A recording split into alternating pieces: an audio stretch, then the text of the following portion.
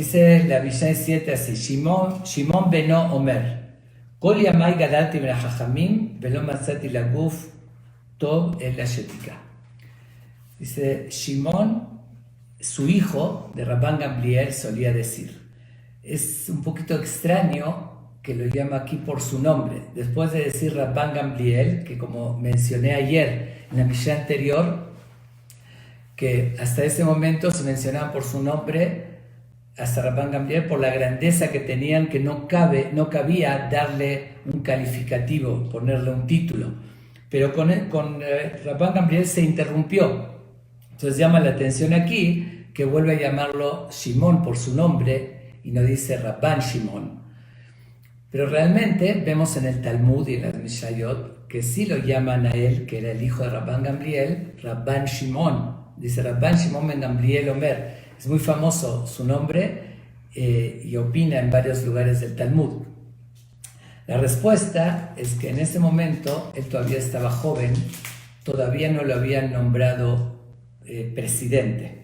Cuando falleció su papá Rabban Gamliel, que como mencioné, fueron 18 años antes de la destrucción del templo, ahí es cuando lo nombraron como presidente a su hijo, que sería la cuarta generación de Hillel. Él era bisnieto de Hillel Azaken, del sabio Hillel, y ayer mencioné que fueron 10 generaciones que fueron presidentes de su descendencia. Entonces este es el cuarto, pero todavía en estos momentos no había sido nombrado como presidente. Por eso lo llama simplemente Shimon y todavía estaba joven. Él cuando entró a ser dirigente y presidente fue una de las peores épocas. 18 años antes de la destrucción del templo ya entraron gobernadores romanos muy pero muy malvados que hicieron sufrir muchísimo al pueblo de Israel. Mencioné ayer que cuando estaba Agripas, que todavía estaba como rey, pero cuando él tenía realmente el poder, él ayudó mucho a levantar de vuelta la espiritualidad y la Torá, protegió a los Jamín, pero llegó de vuelta un gobernador de los romanos muy malvado y que no le permitía a Agripas, porque Agripas era rey de Israel, pero de alguna manera ya estaba bajo dominio romano. Entonces no le permitió y hubo muchas revoluciones. Este Rabban Shimon, él era de la misma escuela de Hillel, de su papá también, Rabban Gamliel. Él era moderado, era centrado, y él, sabiendo la fuerza que tenían los romanos, que salir a la guerra o rebelarse era simplemente arriesgarse las vidas, iban a ser matanzas. Él era del lado que estaba contra lo que se llamaban los Canaim. Los Canaim eran los extremistas en esa época, que eran los Jamín, porque ellos decían tenemos que luchar, aunque eran superiores a los romanos, y les advertían los Jamín en la época que el comportamiento del pueblo de Israel permitió que los romanos dominen y que si ellos se rebelaban iban a destruir el templo, igual no les importaba, y a veces mataban a los mismos Jamín que se oponían a ellos, y esos eran los famosos Canaim, y él fue justamente moderado, y él, según la tradición y según lo que más se conoce, él fue uno de los Azarar Ube Malhut, los 10 que los mataron los romanos, que los decretaron a muerte con torturas en público porque seguían estudiando Torá y no hicieron caso a esas reglas. Y hay muchas historias y muy conocidas. En Tisha B'Av leemos unas lamentaciones justamente de estos grandes Jamim, de los 10 que los mataron a Azarar Ube Malhut, y la descripción cómo los peinaban con peines de acero al rojo vivo, y como ellos igual, uno de ellos fue el famoso Rabbi Akiva, que cuando lo estaban peinando con esos peines de acero, dijo el Shema Israel, y con toda la devoción estaba demostrando su fe en Dios, que le preguntó a los alumnos, ¿hasta este grado te están torturando y tú estás alabando a Dios? Y dijo, no, al contrario, toda mi vida esperé esta oportunidad de demostrar que quiero a Dios y que lo reconozco incluso si me están matando, como decimos en el Shema, Bejol levabeja ujol nafsheja. Amarás a Dios con toda tu alma también, incluso se quitan tu alma. Bueno, es famoso desde los 10 que mataron, y hay otra versión que dice que a este Rabban Shimon ben Gamliel lo mataron los mismos extremistas. Como él se oponía y sabía que iban a ganar los romanos y llamaba a la paz y evitar las guerras y las rebeliones, que por eso mismo lo mataron. No fue mucho tiempo que él estuvo en su puesto como presidente de Israel. Pero de todos modos, aquí fue antes de que llegó a ser presidente. Él justamente, vemos ahorita, Kol Yamai Gadalti Ben HaJamim. Toda mi vida crecí entre los Jamim.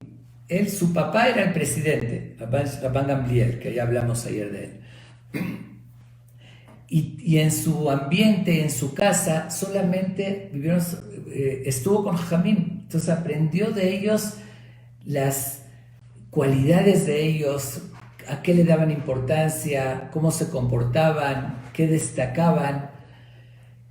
Y él, hay una Gemara que dice que justamente él se lamentó mucho porque crecieron 1000 alumnos en casa de su papá, de Rabban Gamliel. Dice que 500 estudiaron solamente Torah y 500 estudiaron Torah y la Jochma Yevanit, que se estudiaron la filosofía y todo eso griega.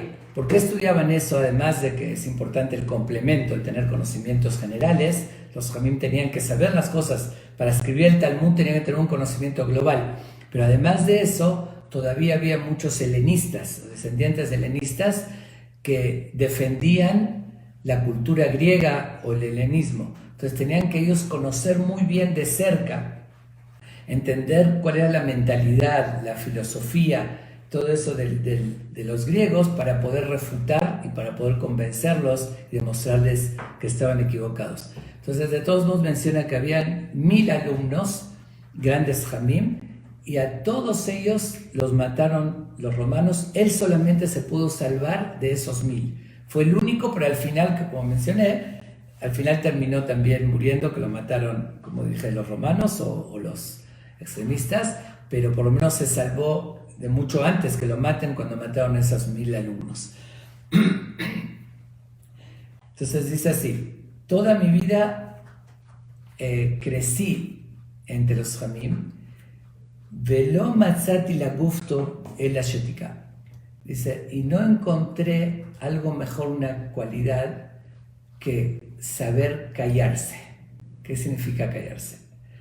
Le explican aquí los Jamim que básicamente se refiere cuando a uno lo provocan o le dicen algo que lo natural es esa reacción y que provoque a veces los pleitos, saber quedarse callado, tener esa humildad y aguantar a veces una humillación o una situación de pleito, evitándolo y quedarse callado, que está escrito que eso es de los niveles más grandes. Entonces, una de las explicaciones es justamente, dice que aprendí de estos Jamim a saber callarme, a saber tener humildad. Y bueno, estamos ahorita en los días de Omer, que además de, como ya lo expliqué al principio, la mitzvah de contar a Omer es una mitzvah de la Torah, que es muy independiente al suceso de la muerte de los alumnos de Rabbi Akiva. Pero en este periodo sucedió esa tragedia de la muerte de los 24.000 alumnos de Rabbi Akiva, y como ya también lo había dicho anteriormente, que la razón fue muy conocida porque no se respetaron lo suficiente. A veces, si alguien alegaba algo y que siempre habían discusiones, sí, pero tal vez no se sabían callar y no se respetaron lo que correspondía. Y aquí nos está enseñando este Ham todo lo contrario, de saber dar el lugar a otro, saber oírlo, no enojarse, no reaccionar y saber cuándo callarse. Antes de continuar, quiero continuar un poquito más con la historia de Rabbi Shimon, que no fue, de lo que se conoce, no fue muy larga su vida, no se conoce tanto de él, pero sin embargo, él también consideró que tenía que buscar ayudar al pueblo de Israel. Tenía esa visión y esa filosofía que la heredó de su papá y de su bisabuelo, de Hillel y de Rabban Gamliel, que como ya le dije, y se preocupaba mucho por el pueblo de Israel. También era muy querido. De hecho, todos los descendientes de Hillel que tuvieron esa escuela fueron muy aceptados y muy queridos por el pueblo de Israel. Uno de los relatos que nos relata la Gemara,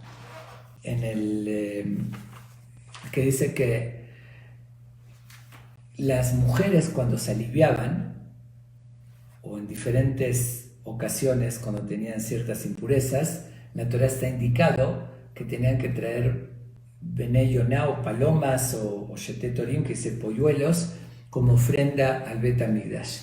Entonces los vendedores que vendían esas palomas o polluelos, sabiendo que había muchas mujeres que se aliviaban, y sí, llegaban a ser antes familias numerosas, no habían anticonceptivos y no se cuidaban, y a veces los que Dios mandaba, entonces cada ratito necesitaban una paloma para llevarla como ofrenda. Entonces le subieron el precio, se disparó altísimo, obviamente aprovechando, ahora sí, de la situación de que había esa demanda. Hoy conocemos ese concepto, lamentablemente, que a veces se abusa en precios de kashrut o de otras cosas cuando hay demanda, y abusan, se hace negocio con eso. También llegaron a hacer ese negocio, y ese Rabbi Shimon ben Gamliel, Shimon que lo llama aquí, dijo, no voy a parar hasta lograr que de una moneda de oro, que era 25 monedas de plata, lo equivalente, bajarlo a que cueste una moneda de plata. Dice, lograr bajar el precio. Y efectivamente dijo que no pudo dormir de la angustia, es decir, del gasto que se les provocaba a las mujeres de Israel, un gasto de más, que mucha gente no podía pagar eso. ¿Qué hizo?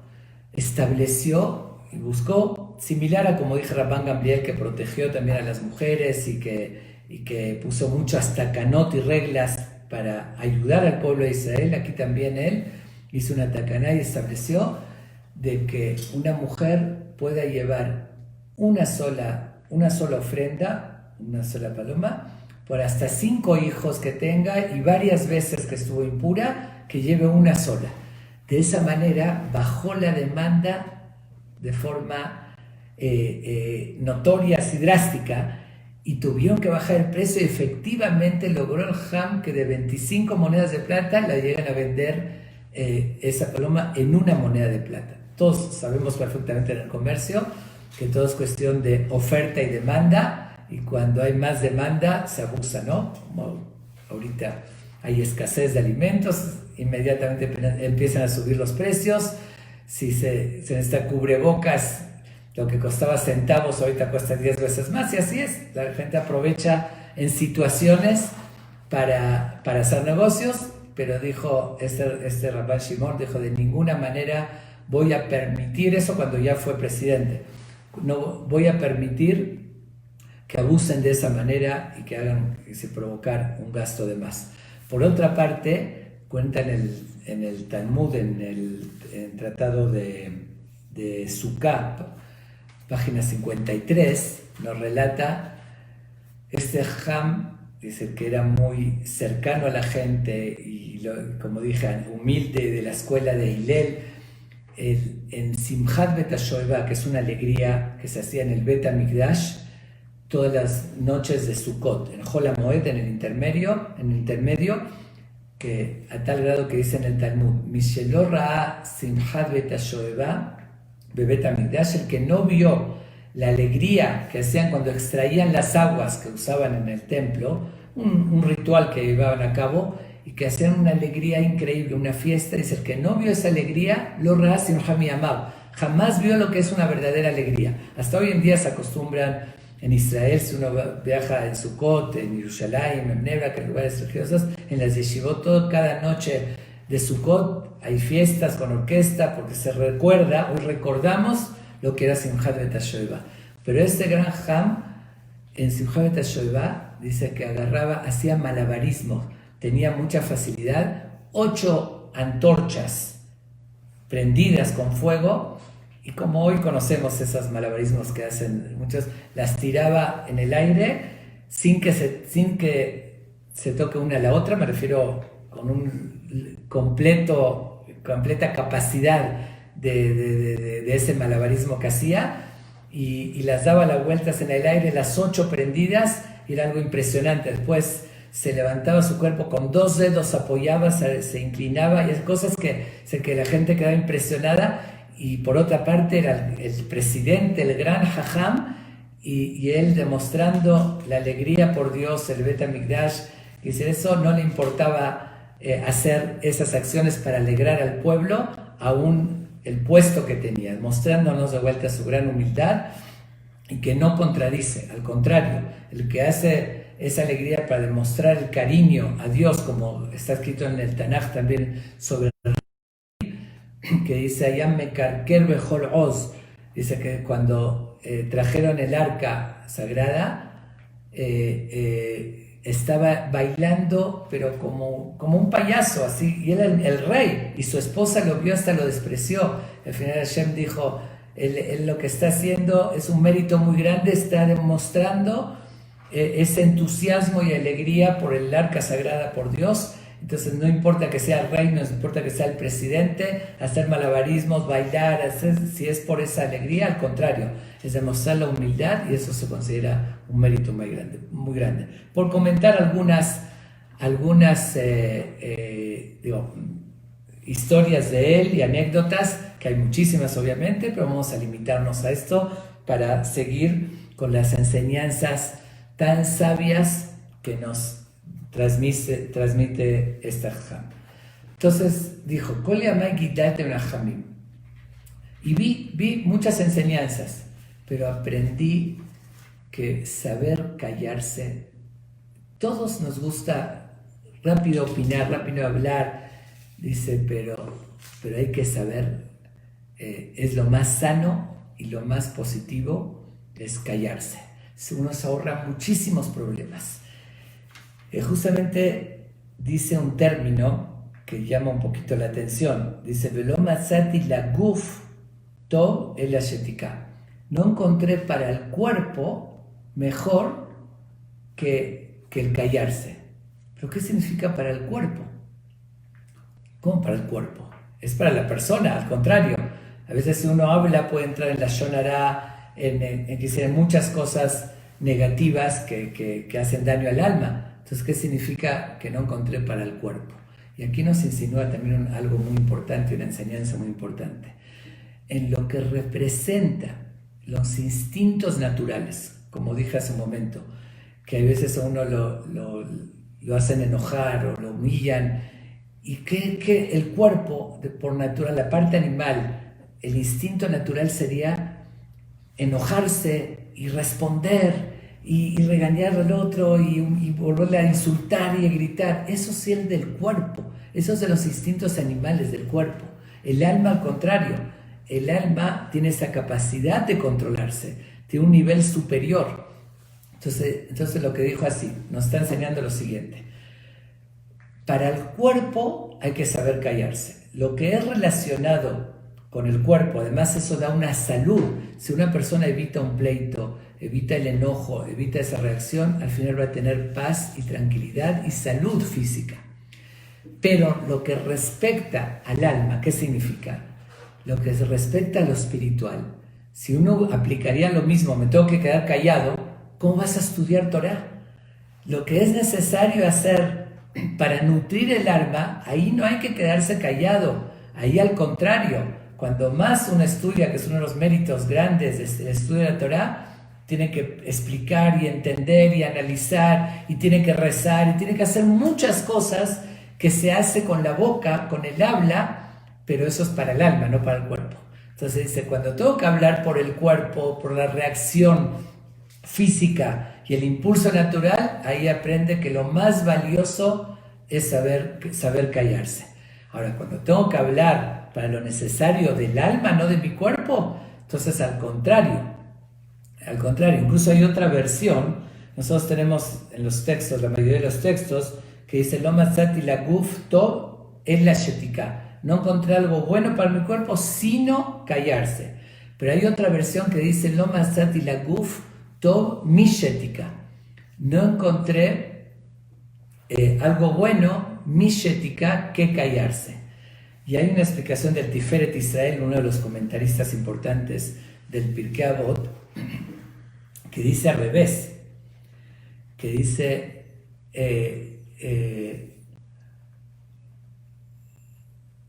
no encontré nada bueno, mishetika, del callarse.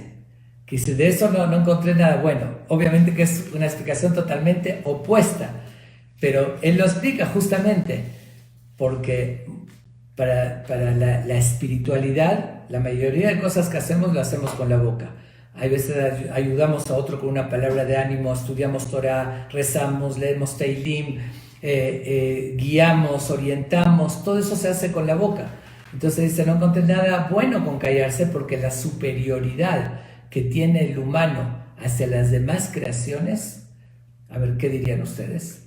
Pues lo lógico es decir, sí, en lo que somos superiores por el intelecto que tenemos, por el razonamiento.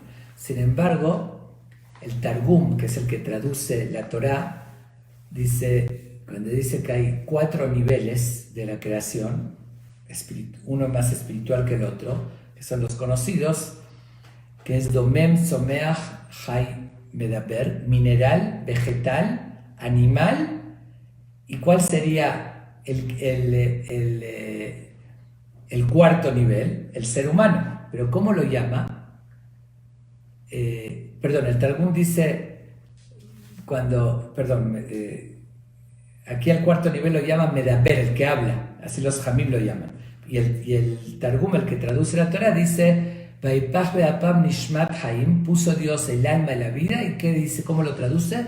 Ruach memalela, el espíritu que habla, que se considera la superioridad que tiene el ser humano sobre todas las demás creaciones, diríamos que es la inteligencia, pero la traducción, o como dicen los Jamim, es la capacidad de hablar, porque la inteligencia, sin poderla ejecutar, sin el habla, no serviría para nada. Todo el desarrollo a nivel mundial, los descubrimientos, la comunicación en el ser humano, todo es por nuestra capacidad del habla. Dice, obvio que viene de la inteligencia, pero lo que lo ejecuta, lo que lo lleva a cabo es el habla. Por eso lo dice al revés, un Ham, el Tiferet Israel, explicarás. Pero realmente la explicación básica es el callarse, porque obviamente que hay que saber cuándo hablar y cuándo callarse. Es como dijo el rey Salomón, el famoso dicho, Mavet behaim beyad al-lashon. La muerte y la vida están en manos de la lengua, que dice, con una palabra puedes provocar la muerte y puedes provocar todo lo contrario. Guerras, destrucciones se hizo por una palabra fuera de lugar, y por otra parte una palabra inteligente y saber cómo arreglar una situación puede resolver todo. Pero es famoso también el dicho que dice, Milá besela, una palabra puede valer una moneda, shetikutá bishtaim, pero callarse vale 2. ¿Por qué? Porque creo que lo mencioné en una de estas Mishayot que estudiamos, dice, Mor meat va'aser be, di poco ya es mucho, y ahí justamente mencioné este concepto, que cuando la palabra sale de la boca, ya no eres dueño de ella, no puedes regresarla. Si la regaste en grande, ya no puedes arreglarla. Y callarse vale más, porque todavía tienes tiempo si quieres hablar. Cuando quieras decirlo puedes, pero todavía dominas y puedes pensar cómo decir las cosas para evitar. Es la famosa anécdota que yo creo que toda la gente la habrá oído alguna vez sobre esto que dijo el rey Salomón, que la vida y la muerte están en manos de la lengua. Lo voy a decir muy en síntesis para el que no lo oyó, de que cuentan como obviamente una anécdota ficticia, como una moraleja, que una vez al rey, más bien al rey se le enfermó su hijo, una enfermedad muy delicada, y todos los intentos de curarlo, los doctores que huyeron, buscaron, no le encontraban la cura, hasta que un astrólogo le dijo al rey, la única cura para su hijo es que beba leche de leona. Si bebe leche de leona, con eso se va a curar. El rey lo conocía, le creyó, hizo un llamado que aquella persona que le consiga leche de leona, porque no tienen los medios de hoy en día, atrapar una leona y sacarle la leche era casi imposible. Entonces dice, le va a dar, bueno, le prometió las riquezas más grandes que nos podemos imaginar. Una persona muy valiente decide aventarse, se entrena y efectivamente atrapa una leona, la agarra con toda la fuerza, le saca la leche y se la va a llevar al rey para que le dé el premio. Cuentan que en el camino se queda dormido y empieza a soñar que todos sus órganos y sus miembros empiezan a alegar de quién fue el mérito. ¿De quién fue el mérito de haber logrado de sacarle la leche a la leona? Bueno, primero los pies, dice, bueno, el mérito más importante lo tengo yo, porque gracias a mí pude llegar hasta la leona y así llevé a todo lo demás para poder cumplir la misión. Las manos se ríen de los pies y dicen, sí, pero ¿qué serviría a tus pies que llegaste si yo no hubiese actuado con mi fuerza y agarrado fuerte a la leona y sacarle la leche? Bueno, los ojos empiezan a criticar. Sí, pero ¿qué les servía a todos ustedes? Yo fui el guía que los llevé. Y la inteligencia, la razón, dice, pues yo planeé todo. Y así cada uno alegaba y uno se burlaba del otro y dice, tú no vales nada y yo soy el más importante. La boca quiso abrir la boca y todos lo callaron y se empezaron a reír. ¿Tú qué? ¿Tú no hiciste nada? No te necesitamos para nada a ti. Sin ti nos arreglamos perfectamente. Bueno, dijo así, ya van a ver. Llega esta persona con el rey, le trae la leche y le dice, aquí tiene la leche de perra que me pidió. El rey cuando oye eso, se enfurece. ¿Leche de perra? Eso cualquiera puede agarrar una perra y sacar la leche. Y dice, él pidió leche de león y todavía se burla de él, le trae leche de perra y pide todavía la recompensa. Inmediatamente lo manda a la horca. Dice, ahórquenlos, está faltando respeto y burlándose al reinado. Ya lo llevan para ejecutarlo y la boca le dice a los demás miembros, ¿no que yo no contaba para nada? Ahí está todo lo que ustedes hicieron, se mataron, planearon, agarraron al león y todo. Yo nada más cambié una palabra, en vez de decir leona, dije perra, ya, nos van a matar a todos, a todo el cuerpo, ya no vale nada todo lo demás. Todos se tuvieron que reconocer y decir, discúlpanos y tienes razón, tienes más poder que todos nosotros, por una palabra. Y dice, bueno, ahorita puedes salvarnos. Sí, mi palabra también tiene mucha fuerza y con la palabra los puedo matar o los puedo salvar. Ok, cuando ya lo van a matar, le ofrecen, como es la costumbre, cuál era su último deseo. Él pide hablar con el rey, lo llevan ante el rey y el rey lo recibe enojado. ¿Qué se te ofrece? ¿Te burlaste de mí? Le dice, señor rey, no le alcancé a decir, no me permitió decirle, no sé por qué se enojó, ya investigué y entendí de que usted creyó que me refería a leche de perra, pero seguro que le traje leche de leona y puede probarlo y ver que se va a salvar, nada más que yo no sabía, en mi pueblo, donde yo vivo, a la leona le llaman perra, por eso dije leche de perra, pero me refería obviamente a la leona, y pruébelo. Bueno, el rey dice, a ver, traigan la leche, quería salvar a su hijo, le da a su hijo, y efectivamente se salva y lo felicita y lo premia. Le dice, ya ven, cambié una palabra, yo mismo los puedo matar y los puedo servir. Y es verdad, es una moraleja, pero tiene mucho fondo. Uno con una palabra de ofensa o eso provocan guerras y demás, el poder de la palabra. Por eso, volvemos al concepto. Lo matzati la gufto mishetika, o el ashetika. No encontré para el cuerpo, pero el habla es algo muy importante. Nada más tenemos que usarlo en lo espiritual, donde debe ir, y por otra parte, evitar pleitos, evitar echar leña al fuego a veces con una palabra, uno se enoja, dice una palabra, el otro se pone peor y trae consecuencias nefastas, y todo se podía haberlo evitado con uno saber callarse cuando se tiene que callar. Sigue diciendo, Velo midrash ikar ela amase. Velo midrash ikar ela amase. Dice, y no el estudio es lo importante, sino la acción, los actos. ¿Qué significa esto? Justamente, después que nos dice que no encontré, como dije, para el cuerpo, pero por otra parte, como dijimos, el estudio de la Torá, ahí sí uno tiene que hablar mucho y demás. Dice, pero a pesar de eso, no creas que lo importante es nada más estudiar, sino lo importante es que eso te lleve a la acción, a cumplir las mitzvot. Se estudia para saber cómo se cumplen las mitzvot. Y justamente hay lo vamos a ver también en el Pirkei Avot, que dice que se analiza si es más importante el estudio o el cumplimiento de las mitzvot. Y la conclusión dice que es Gadol Limud, es más importante el estudio, pero ¿por qué? Shemevir li demase. Porque lleva a la acción. Sin el conocimiento no puedes actuar, no puedes llevar a cabo los preceptos. Pero ¿qué significa? ¿Qué aprendemos de ahí? Que la importancia que tiene el estudio es porque te va a llevar a cumplir los preceptos. Pero si uno no lo lleva a cumplimiento de los preceptos, no lo lleva a la acción, entonces ahí se pierde lo más importante del estudio.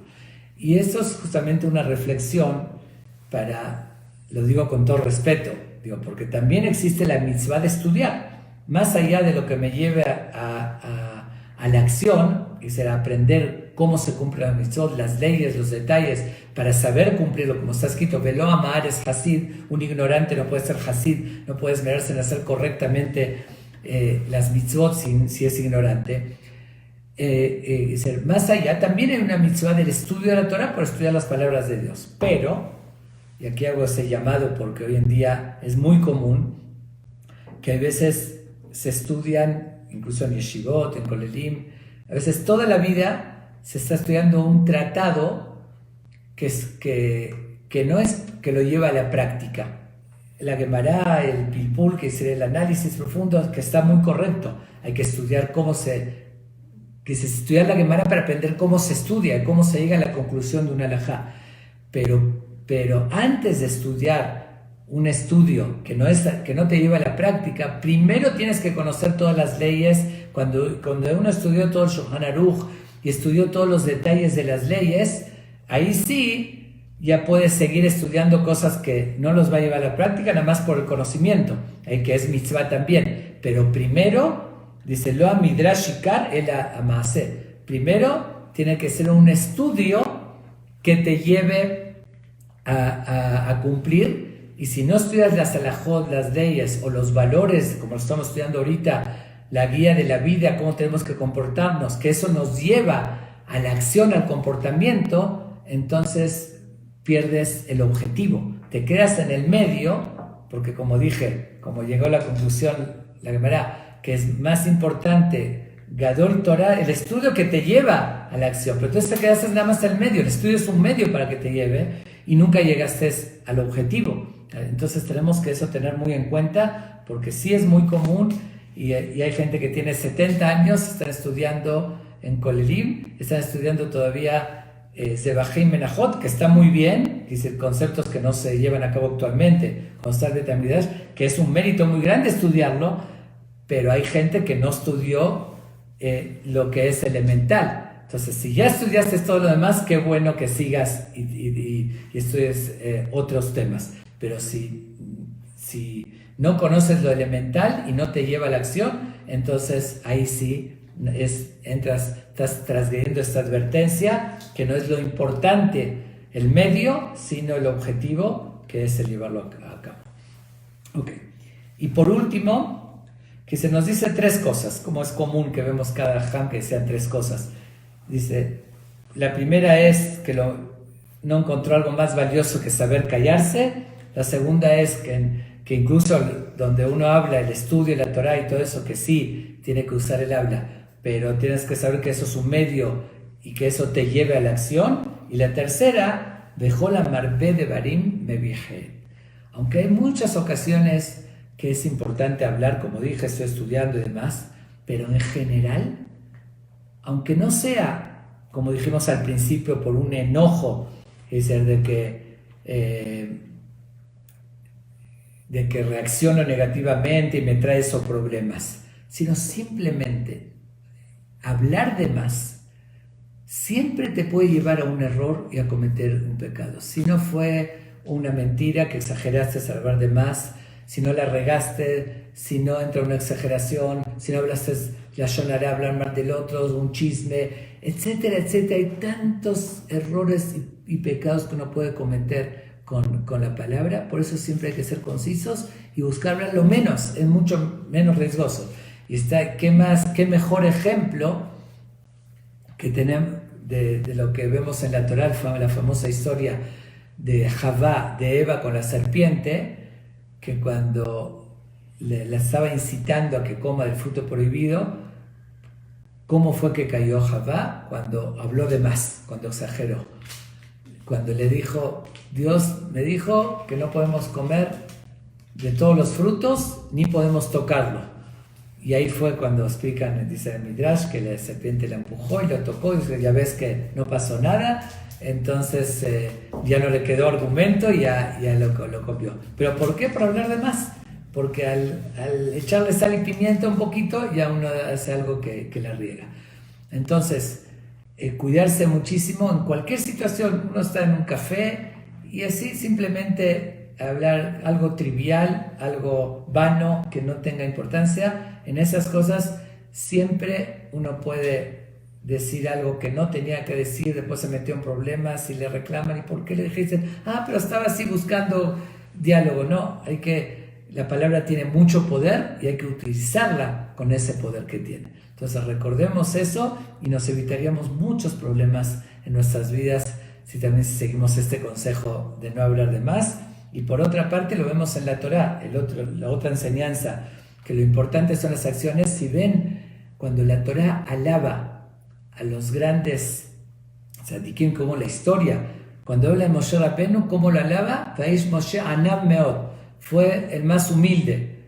Cuando habla de Noach y tzadik, un hombre justo, y así habla de las acciones, dice Yaakov Ishtam, etc. Todos los méritos que se resaltan, y lo mismo en el Tanaj y en el Talmud, se resaltan las buenas acciones que tuvieron. No dice cuánto estudiaron, dice las mitzvot que cumplieron. Por eso tenemos que tener muy presente esto. Vamos a esmerarnos más en que lo que estudiemos lo apliquemos, y estudiar con ese objetivo, y estudiar cosas prácticas que nos lleven al cumplimiento de las mitzvot, y cuidarnos siempre con el tesoro más grande que tenemos, en lo que somos superiores a todas las demás creaciones, que es en esa capacidad de hablar, y vamos a usar esa capacidad para construir, para enseñar, para transmitir, para hablar, que salgan perlas de nuestras bocas, enseñar, y no palabras ni hablar de no groserías, no chismes, no mentiras, no palabras que nos pueden meter en problemas, no contar cosas de más. Y de esa manera, por eso dice lo matzati la guf, también el cuerpo va a ser mucho más sano, porque cuando uno entra en enojos, en pleitos, en problemas de más, de verdad vive con una angustia y le afecta la salud, porque esos corajes, eso no poder conciliar el sueño, porque me peleé con el otro, porque el chisme, porque el otro hablaron, que yo dije, que dijo, todo eso le quita a la persona años de vida, le quita la salud. Entonces es lo más sano para el cuerpo, y hablar correctamente es lo más sano para el alma.